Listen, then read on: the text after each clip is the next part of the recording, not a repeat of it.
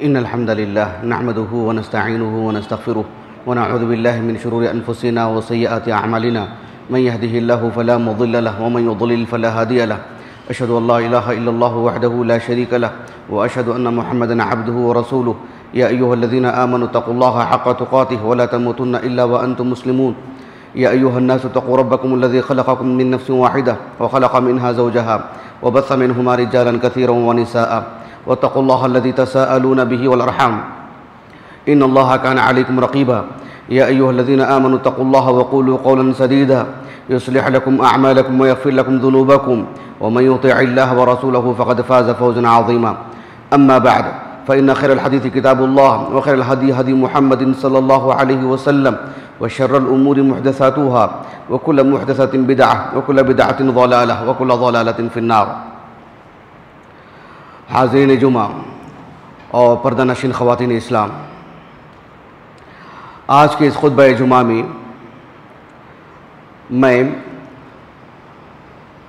بندہ اور اس کے رب کے درمیان تعلقات کو مضبوط کرنے والی ایک اہم چیز کی طرف رہنمائی کروں گا.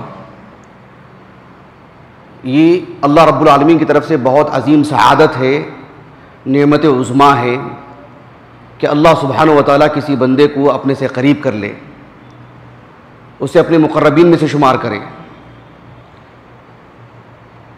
اللہ سبحانہ و تعالیٰ کی قربت انسان کے لیے سب سے بڑی سعادت ہے، سب سے بڑا اعزاز ہے. اللہ سبحانہ و تعالیٰ کی بندگی انسان کو دی جانے والی نعمتوں میں سب سے عظیم نعمت ہے. جیسے جیسے ہم بڑے ہو رہے ہیں اس کا ہمیں شعور ہونا چاہیے، اس لیے کہ ہم سب مسلم گھرانوں میں پیدا ہوئے ہیں. اللہ سبحانہ و تعالیٰ کی توفیق، اس کے فضل و کرم سے ہمارے والدین سے ہمیں وراثت میں اللہ کا یہ دین ملا ہے، لیکن ہمیں اس کا شعور ہونا چاہیے. اللہ سبحانہ و تعالیٰ کا دین ہمیں ملا ہے، آسانی سے ملا ہے. اللہ رب العالمین کی عظیم نعمت ہم سے چھن نہ جائے، عبادت کے مواقع اللہ رب العالمین ہم سے روک رکھے، یہ ایک مستقل عذاب ہے اللہ سبحانہ و تعالیٰ کا. اللہ سبحانہ و تعالیٰ کی قربت اور بندگی کے بہت سارے مظاہر ہیں. دعا ایک عظیم عبادت ہے. مجھے دعاؤں سے متعلق اس کے جو مسائل اور فضائل ہیں وہ بتانا نہیں ہے. دعا سے متعلق صرف دو باتیں میں آپ کے سامنے رکھوں گا. اللہ سبحانہ و تعالیٰ سے جب ہم دعائیں کرتے ہیں تو بڑے یقین کے ساتھ ہونا چاہیے. اللہ سبحانہ و تعالیٰ سے ہماری جو دعائیں ہوتی ہیں، زندگی کا ہمارا کوئی بھی گوشہ ہو، دین پر ثبات قدمی کی بات ہو، اللہ کی اطاعت و فرما برداری کی بات ہو، ہماری بدن کی سلامتی اور صحت کی بات ہو، ہمارے گھر کا اچھا ماحول ہونے کی بات ہو، ہماری معیشت مستحکم ہونے کی بات ہو، ہماری پڑھائی تدریس تعلیم تعلم، ہمارا سفر حضر، ہمارے ملک کا امن، اللہ سبحانہ و تعالیٰ کی دین کی نصرت و فتح، کسی بھی قبیل سے اللہ سبحانہ و تعالیٰ سے ہماری جو دعائیں ہوتی ہیں ان میں جن باتوں کا ہمیں خیال کرنا چاہیے، وقت کی قلت کی وجہ سے دو باتیں میں آپ کے سامنے رکھوں گا. سب سے پہلی بات یہ ہے کہ اللہ سبحانہ و تعالیٰ سے جب ہم دعا کرتے ہیں، اللہ سبحانہ و تعالیٰ سے دعا کرتے ہوئے اس میں تکرار ہونی چاہیے، بار بار دعا کرنا چاہیے، ہمت ہارنا ہی نہیں چاہیے، اور وقت یہ نہیں دیکھنا چاہیے کہ ہم نے کتنے وقت سے دعا کی ہے. ہم مخلوق ہیں، ہمارا جو کام ہے ہمیں وہ انجام دینا چاہیے. ہمارا کام یہ ہے کہ ہم مستقل اللہ سے دعا کرتے رہیں. انسان کو ہم جس سطح پہ رکھ کے سوچتے ہیں، اگر اللہ سبحانہ و تعالیٰ کی ذات کو، اللہ رب العالمین کی ذات کو بھی ہم یہی سمجھیں کہ ایک انسان سے ہم ایک سے دو مرتبہ پوچھتے ہیں، تیسری مرتبہ پوچھتے ہیں، پھر ہم کیا تبصرے کرتے ہیں کہ اب ان سے پوچھنا بیکار ہے. ہم نے ایک سے دو تین مرتبہ ان سے پوچھ لیا، ان کی طرف سے کوئی جواب ہی نہیں آ رہا ہے. ہم یہی نتیجہ نکالتے ہیں، ہمارے بارے میں بھی یہی نتیجہ نکالا جائے گا، لیکن رب کے بارے میں ایسا نہیں. اللہ سبحانہ و تعالیٰ سے متعلق ہمیں دعا کرتے رہنا چاہیے. اور مستقل دعا کرتے رہنا چاہیے. اگر ہماری دعائیں شروط پر اترتی ہیں تو وہ اللہ سبحانہ و تعالیٰ کے ہاں وہ دعا رائے گاہ ہوتی ہی نہیں. وہ دعا اپنا اثر ضرور رکھتی ہے. کسی طور پر بھی اللہ سبحانہ و تعالیٰ اسے اس دعا کا عوض دیتے ہیں, اسے مالا مال کرتے ہیں, اسے محروم نہیں کرتے ہیں. مستقل ہماری جو دعا ہے وہ ایک عبادت ہے, ہم عبادت میں ہیں, اللہ سے لگے ہوئے ہیں. اللہ سبحانہ و تعالیٰ کی توفیق ہم سے جڑی ہوئی ہے کہ ہم اللہ سے بار بار دعا کر رہے ہیں. اس نعمت کو سمجھنا چاہیے. جلد بازی سے کام نہیں لینا چاہیے کہ میں نے دعا تو کیا لیکن مجھے لگتا ہے کہ جو ہے اتنے سالوں سے میں دعا کر رہا ہوں, اب مجھے لگتا ہے کہ شاید دعا قبول نہیں ہوگی. یہ بدظنی اور بہت دور لے کے جاتی ہے. کفر تک کا شکار ہو جاتا ہے انسان اللہ سبحانہ و تعالیٰ سے بدظن ہو کر کے.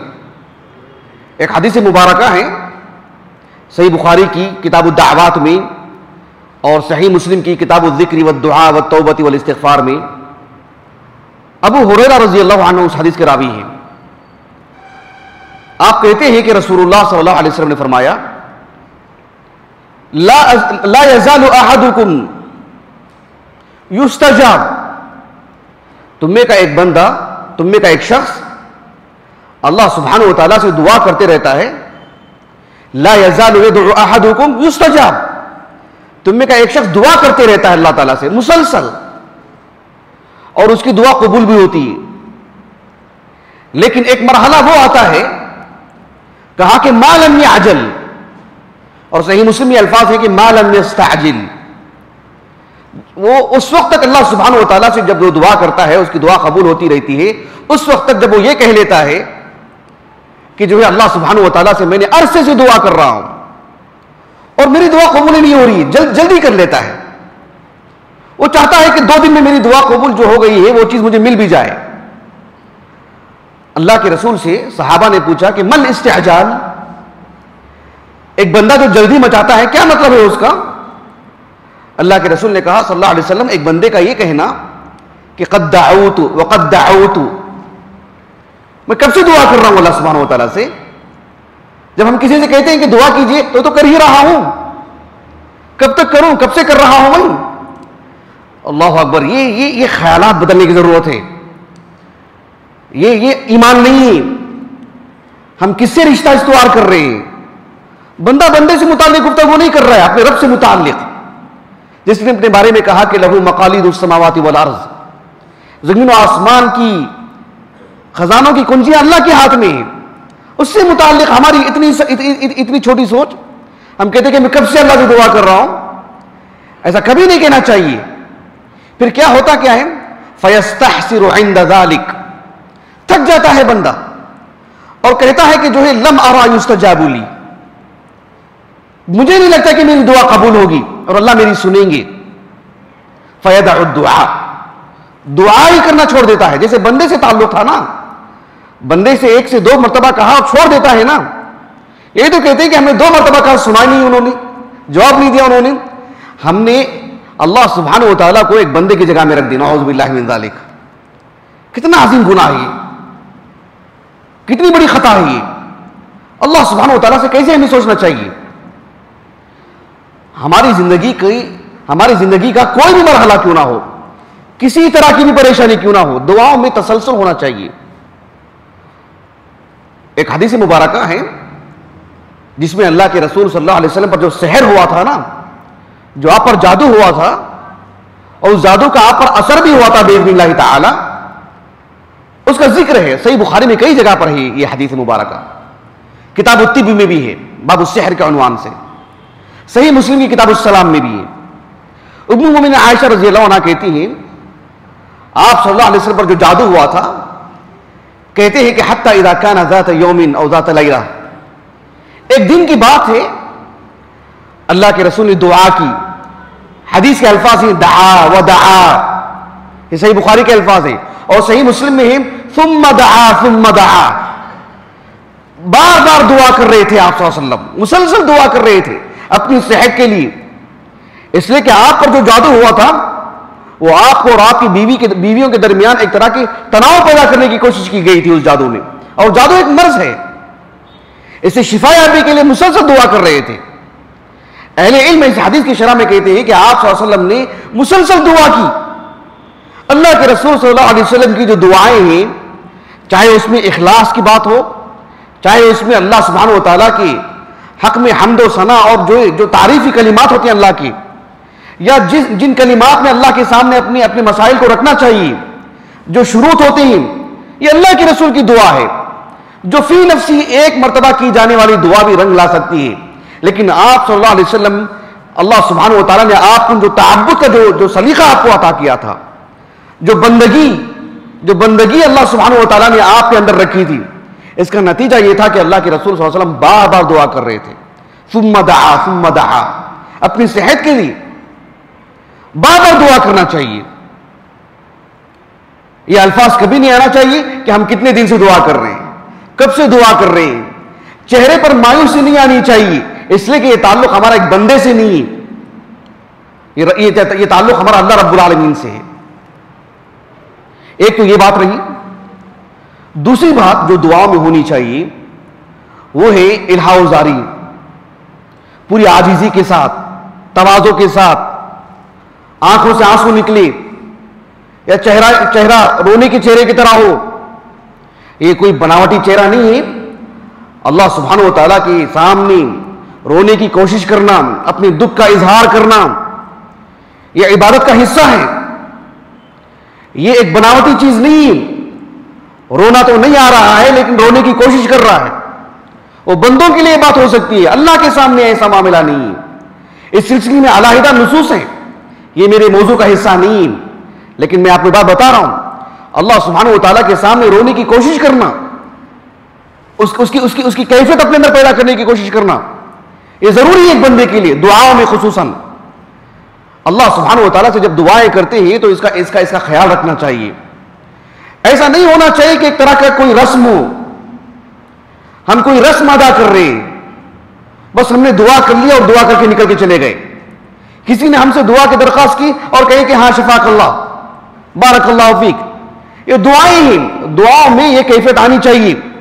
پھر جا کر کے ہم ہمارے لیے جس کے حق میں دعا کر رہے ہیں یقیناً وہ دعا رنگ لاتی ہے. اللہ سبحانہ و تعالیٰ سے دعا کرتے ہوئے اس کا خیال کرنا چاہیے. اللہ تعالیٰ نے سورۃ الاعراف میں بیان فرمایا، ادعوا ربکم تضرعا وخفیہ. تضرعا کا جو معنی بتایا ہے سعید بن جبیر رحمہ اللہ نے، جو محمد بن جریر طبری رحمہ اللہ کی تفسیر میں یہ ہے، اپنی سند سے آپ نے اس قول کو ذکر کیا ہے، کہا کہ مستقیناً، دعا کرتے ہوئے اس بات کا اظہار ہونا چاہیے کہ وہ فقیر ہے، افتقار کی کیفیت ہونی چاہیے کہ وہ کتنا متواضع ہے اور کتنا عاجز ہے، کتنا محتاج ہے وہ اللہ سبحانہ و تعالیٰ کے عطیات کا. اللہ سبحانہ و تعالیٰ سے اس طرح سے دعا کرنا چاہیے. میں آپ کو ایک واقعہ سناتا ہوں اور اس کے بعد اپنی بات ختم کر دیتا ہوں. اس سے آپ اندازہ لگا سکتے ہیں کہ اللہ سبحانہ و تعالیٰ سے الہ و زاری کتنا درجہ رکھتی ہے، کتنی اہمیت ہے اس کی. اللہ کے رسول صلی اللہ علیہ وسلم کو اللہ سبحانہ و تعالیٰ نے وعدہ کیا تھا بدر سے متعلق کہ جو قافلہ جا رہا ہے ابو سفیان کا رضی اللہ عنہ، اس وقت مسلمان نہیں تھے وہ، یا تو وہ قافلہ آپ کے ہاتھ لگے گا، آپ کو یوں ہی مال مل جائے گا، یا پھر آمنا سامنا ہوگا، جنگ ہوگی اور غلبہ آپ کو ملے گا. یہ اللہ نے آپ سے وعدہ کر دیا تھا سورۃ الانفال کے بالکل آغاز میں. میں سمجھتا ہوں غالباً آیت نمبر 6 یا 7 ہوگی، آیت نمبر مستحضر نہیں ہے. اللہ سبحانہ و تعالیٰ نے فرمایا وَإِذْ يَعِدُكُمُ اللَّهُ إِحْدَى الطَّائِفَتَيْنِ أَنَّهَا لَكُمْ. یہ دو میں سے ایک، یا تو وہ لشکر جو مال لے کے جا رہا ہے، ساز و سامان لے کے جا رہا ہے ملک شام سے مکہ کو، مدینے کے قرب و جوار سے، یا تو وہ آپ کے ہاتھ آ جائے گا، یوں بھی آپ مالا مال ہو جائیں گے، یا پھر آمنا سامنا بھی ہو سکتا ہے جنگ کی شکل میں، تب بھی غلبہ آپ ہی کو ملے گا. یہ اللہ نے آپ سے وعدہ کر دیا ہے. یہ کس کی طرف سے ہمت مل رہی ہے؟ کسی اثر و رسوخ والے انسان سے، کسی منصبدار آدمی سے کہ ہمت سے جو ہے رہنے کی وجہ سے ہمت سے رہ جائیں، آرام سے سو جائیں، بے فکر ہو جائیں. یہ وعدہ ہے اللہ رب العالمین کی طرف سے جو فیصلے کرتے ہیں. سب اختیارات اللہ تعالیٰ کے لیے ہیں. اللہ نے وعدہ کر دیا ہے، وعد اللہ لا یخلف اللہ وعدہ، اللہ کا وعدہ ہے، اللہ سبحانہ و تعالیٰ اپنے وعدے کی مخالفت نہیں کرتے ہیں، خلاف ورزی نہیں کرتے ہیں، یہ اللہ رب العالمین کا وعدہ ہے۔ میں بار بار اس بات کو اس لیے بتا رہا ہوں، آنے والا جو قصہ میں آپ کو سناؤں گا اس کو آپ سامنے رکھیں۔ صحیح مسلم کی ایک حدیث ہے، بہت طویل حدیث ہے، صحیح مسلم کی کتاب الجہاد والسیر میں عمر بن الخطاب رضی اللہ عنہ خود اس حدیث کے راوی ہیں۔ وہ کہتے ہیں کہ لما كان يوم بدر نظر رسول اللہ صلی اللہ علیہ وسلم الى المشرکین وهم 1000 واصحابه 319 رجلا، کہ آپ صلی اللہ علیہ وسلم نے جب بدر کا جو میدان تھا اس میں آپ نے ایک طرف مشرکین کو دیکھا جو 1000 تھے، 1000 و زیادہ، 1000 یا 1000 سے زائد بھی تھے، اور آپ نے اپنے صحابہ کو دیکھا 319 صحابہ آپ کے ساتھ موجود ہیں۔ آپ صلی اللہ علیہ وسلم نے جب اس منظر کو دیکھا تو عمر بن الخطاب رضی اللہ عنہ کہتے ہیں فجعل يهتف ربه، اللہ سبحانہ و تعالیٰ سے الہاوزاری کرنے لگے، رو رو کے دعائیں کرنے لگے، مکمل عاجزی کے ساتھ، تواضع کے ساتھ اللہ سبحانہ و تعالیٰ سے اپنی حاجت رکھ رہے ہیں، رو رو کے اللہ سے دعا کر رہے ہیں۔ فاستقبل القبلہ، قبلہ رخ ہو گئے اللہ کے رسول صلی اللہ علیہ وسلم، ومد یدیہ، اپنی دونوں ہاتھوں کو آپ نے دراز کر دیا، پھیلا دیا آپ نے دعا کرنے کے لیے، اور آپ صلی اللہ علیہ وسلم رو رو کے اللہ سبحانہ و تعالیٰ سے دعا کر رہے ہیں، اور اللہ سبحانہ و تعالیٰ سے کہہ رہے ہیں کہ اللہم انجز لی وعدک وآتنی ما وعدتنی، اللہم انجز لی ما وعدتنی وآتنی ما وعدتنی۔ مختلف الفاظ ہیں، یہ صحیح مسلم میں کیا الفاظ ہیں جو میں آپ کو سنایا ہوں؟ اللہم انجز لی ما وعدتنی وآتنی ما وعدتنی، اے اللہ جو تو نے مجھے وعدہ کیا ہے فتح کا، غلبہ کا، وہ لشکر تو ہاتھ سے نکل گیا ہے، ہم نے اس لشکر کا تو تعاقب نہیں کیا، اس کے پیچھے تو ہم نہیں رہی، اب ہم آمنا سامنا ہمارا ہو چکا ہے، اور وہ 1000 یا 1000 سے زائد ہے، اور ہم 313 ہیں، 319 ہیں، تو ہماری مدد فرما جو تو نے وعدہ ہم سے کیا تھا۔ اتنا رو رہے کہ آپ صلی اللہ علیہ وسلم کی جو چادر تھی وہ چادر گر گئی، سقط رداؤہ، اللہ کے رسول کی چادر گر گئی آپ کے کاندھوں سے۔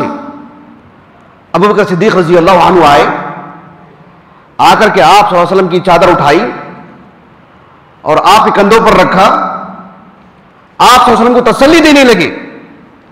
آپ صلی اللہ علیہ وسلم کی پیٹھ پیچھے کھڑے ہوئے تھے، وہ آپ کی پیٹھ پیچھے کھڑے رہے اور اللہ کے رسول صلی اللہ علیہ وسلم کے قریب آ گئے ہیں، آپ کو چادر اڑانے کے بعد آپ کے دونوں کندھوں کو پکڑ لیے اور کہہ رہے کہ حسبک، کفاک، بس کیجئے اللہ کے رسول، اکتفا کیجئے اس پر۔ آپ نے جو اتنا الہوازاری کر رہے ہیں، اتنی دعائیں کر رہے ہیں اللہ سبحانہ و تعالیٰ سے، فَإِنَّهُ سَيُنْجِزُ لَكَ وَعْدَكَ مَا وَعْدَكَ، اللہ نے آپ سے جو وعدہ کیا وہ پورا کر کے رہے گا اللہ رب العالمین، آپ اکتفا کیجئے اس بات پر۔ آ کر کے ابو بکر صدیق رضی اللہ عنہ اللہ کے رسول کو تسلی دے رہے، یہ کس کا نتیجہ ہے بتائیے آپ؟ جبکہ اللہ نے وعدہ کر دیا آپ سے، وعدہ کر دینے کے بعد آپ کی اپنی دعاؤں میں یہ حالت ہے۔ اللہ سبحانہ و تعالیٰ نے ہم سے بھی وعدہ کیا ہے، لیکن عمومی وعدہ ہے، عمومی وعدہ اللہ نے ہم سے کیا۔ اذا سألك عبادي عني فإني قريب اجیب دعوت الداعی اذا دعان، ایک عمومی وعدہ ہے، فلاں اور فلاں سے نہیں، جو بھی اللہ سبحانہ و تعالیٰ سے دعا کرے گا اخلاص کے ساتھ، الہوازاری کے ساتھ، پورے ادب و احترام کے ساتھ، یقین کے ساتھ، اللہ اس کے قریب ہے، اللہ سبحانہ و تعالیٰ اس کی دعا کو سنتے ہیں۔ یہ اللہ سبحانہ و تعالیٰ نے عمومی وعدہ کیا ہے، لیکن دیکھو اللہ کے رسول سے اللہ تعالیٰ نے خصوصی وعدہ فرمایا۔ آپ سے وعدہ کر دیا تو آپ اطمینان سے رہ سکتے تھے، بے فکر رہ سکتے تھے، لیکن ایک تعبد کا جو مرحلہ ہے آپ اس میں کامل اترے وعدہ کرنے کے باوجود بھی، اور اللہ سبحانہ و تعالیٰ سے جو ہے یہ واسطہ دے رہے ہیں کہ اللہ میں تجھے تیرے اس وعدے کا واسطہ دیتا ہوں جو تو نے مجھ سے وعدہ کیا تھا۔ کفاک مناشدتک ربک، یہ کہا ابو بکر صدیق نے رضی اللہ عنہ کہ اللہ کے رسول آپ اکتفا کیجئے اس بات پر، آپ نے اللہ سے جو دعا کی، جس درجے میں رہ کر کے دعا کرنا چاہیے تھا، آپ نے مکمل طور پر اللہ سے دعا کر لی، اپنی بات رکھ دیا آپ نے، آپ اطمینان سے رہیں۔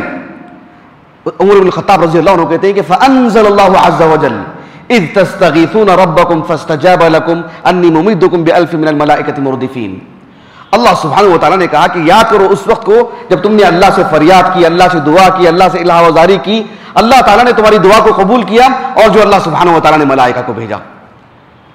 یعنی اللہ سبحانہ و تعالیٰ نے وعدہ کر دیا تھا کہ فتح ملے گی آپ کو، غلبہ ملے گا آپ کو، لیکن اللہ سبحانہ و تعالیٰ نے اس کے لیے جو چیزیں ضروری تھی، اللہ سبحانہ و تعالیٰ سے دعا، اللہ سبحانہ و تعالیٰ سے جو ہے مطلب ٹوٹ کر دعا کرنا، ڈوب کر دعا کرنا، پورے یقین سے مانگنا، الہ وزاری کرنا، اس یقین سے کہ اللہ سبحانہ و تعالیٰ واقعتاً میرے ہاتھ نیچے آنے سے پہلے میری مراد پوری کر دیں گے اور میری ضرورت پوری کر دیں گے، مجھے عطا کریں گے.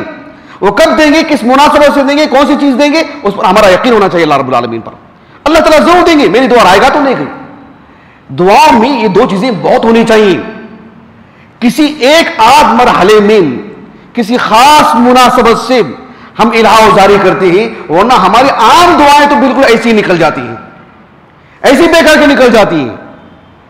سنگین حالت ہو تب جا کر کے جو ہے ہماری دعاؤں میں کچھ رنگ نظر آتا ہے، ورنہ ہماری زندگی کی جو عام دعائیں ہیں نہ اس میں عام طور پر تسلسل ہے، نہ اس میں جو ہے اللہ سبحانہ و تعالیٰ کے ہاں تضرع والی بات ہے، الہ وزاری والی بات ہے. یہ دونوں باتیں ہونی چاہیے. یقین مانی اللہ کے رسول صلی اللہ علیہ وسلم کی جو دعا قبول ہوئی ہے وہ آپ کے خصائص میں سے نہیں ہے، وہ اللہ کے رسول کے خصائص میں سے نہیں ہے کہ آپ کی دعا قبول ہوتی ہے. اللہ سبحانہ و تعالیٰ نے دعا کی قبولیت کو عام رکھا ہے، حتیٰ کہ ایک وہ شخص جو اللہ رب العالمین کا نافرمان ہے، اللہ کے دین کی تکذیب کرتا ہے، اللہ کے دین کا مذاق اڑاتا ہے، اللہ سبحانہ و تعالیٰ کے دین کے مقابل کھڑا ہے. ایک عام کافر کی میں بات نہیں کر رہا ہوں، اس کی جو اللہ کے راستے سے روکنے کے لیے کھڑا ہوا ہے، وہ ایک مضطر ہے، پریشان حال ہے، اللہ تعالیٰ اس کی بھی دعا قبول کرتے ہیں.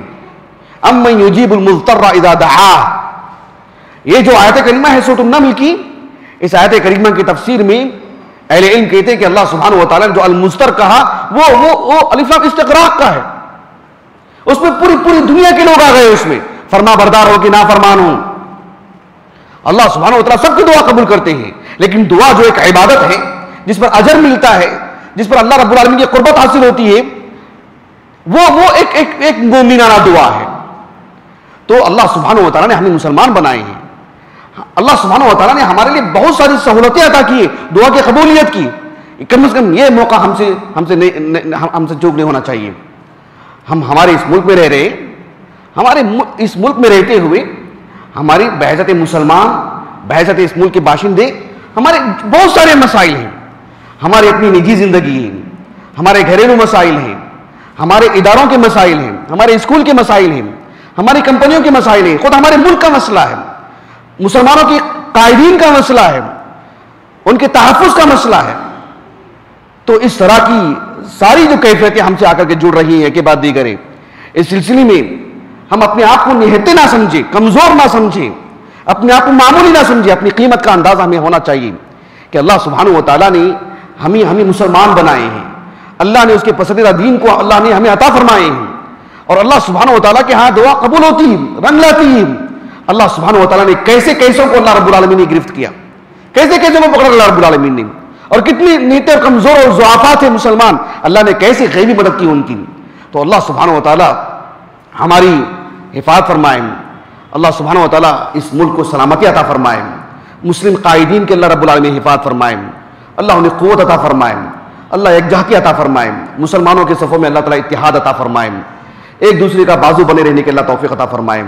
اللہ سبحانہ و تعالیٰ ہمیں اپنے آپ میں، اپنے گھر والوں کے لیے، جہاں ہم رہتے ہیں اس علاقے کے لیے، پورے ملک کے لیے، یہاں کے غیر مسلمین کے لیے، سب کے لیے اللہ سبحانہ و تعالیٰ ہمیں مخلص بنائے. اللہ رب العالمین ہمیں ان کے لیے مفید بنائے، نفع بخش بنائے. وآخر دعوانا الحمدللہ رب العالمین.